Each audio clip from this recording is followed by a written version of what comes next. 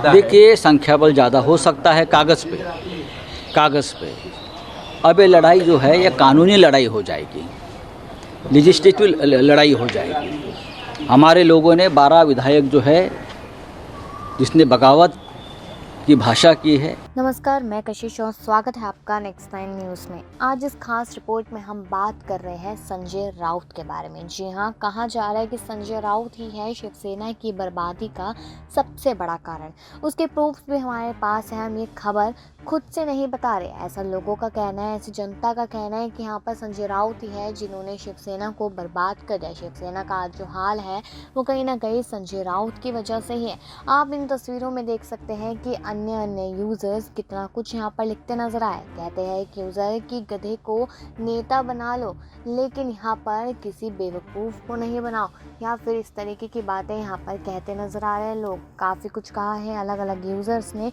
इसके साथ साथ आपको बता दें कि ऐसे बहुत सारे बयान हैं यहाँ पर जिसमें कहीं ना कहीं संजय राउत केंद्र सरकार पे हमेशा तंज कसते नजर आते हैं।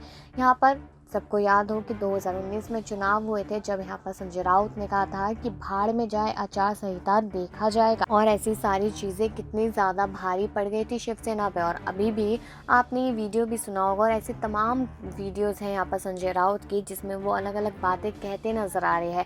बाला साहब ठाकरे की राह पर चलने की बात करते हैं, लेकिन यहाँ पर हिंदुत्व को लेकर कोई ख़ास अच्छी बातें करते नज़र नहीं आते हैं। हमेशा केंद्र सरकार पर यहाँ पर इल्ज़ाम लगाते हुए नजर आते हैं। साथ ही साथ सभी को मालूम है कि शिवसेना का इस वक्त क्या हाल है। यहाँ पर लगातार खबरें सामने आ रही है कि उद्धव ठाकरे कभी भी इस्तीफा दे सकते हैं, और वही संजय राउत ने लगातार एकनाथ शिंदे जो बगावत कर चुके हैं, जो इस्तीफा दे चुके हैं, उनसे पहले गिड़गिड़ाते हुए बात करते नजर आए थे कि आप आइए वापस मुंबई और उसके बाद बातचीत की जाएगी। लेकिन अब उनके अचानक से तेवर बदलते हुए नजर आए हैं।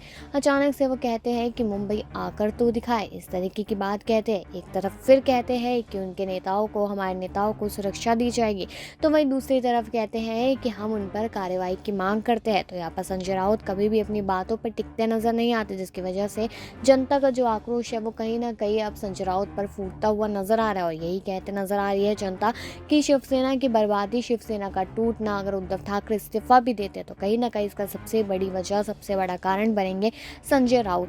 संजय राउत यहाँ पर शिवसेना को छोड़ने को तैयार नहीं, लेकिन शिवसेना की नैया डुबाने के लिए लगातार बने हुए हैं। इसी तरीके की बातें यहाँ पर कही जा रही। तो क्या आपको भी ऐसा ही लगता है जैसे अन्य यूजर्स को लगता है कि संजय राउत बर्बादी का कारण है शिवसेना का, या फिर बर्बादी का कारण है यहाँ पर उद्धव ठाकरे और उद्धव ठाकरे की पार्टी का?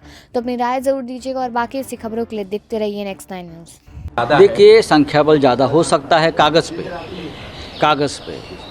अब ये लड़ाई जो है ये कानूनी लड़ाई हो जाएगी, लेजिस्लेटिव लड़ाई हो जाएगी। हमारे लोगों ने 12 विधायक जो है जिसने बगावत की भाषा की है, उनके खिलाफ एक्शन लेने की शुरुआत की है। उनको डिस्क्वालिफिकेशन के लिए हमारे लोग सभापति महोदय के पास गए हैं। मुझे टेक्निकल बातें ज़्यादा मालूम नहीं है, मैं नहीं बोलूँगा, लेकिन ये एक्शन चल रही है।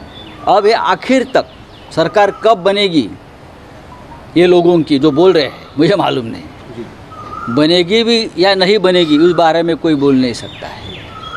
धमकियाँ देने का काम चल रहा है माननीय पवार साहब को, अगर ये सरकार को बचाए गए तो देख लेंगे, ये केंद्रीय मंत्री बोल रहा है।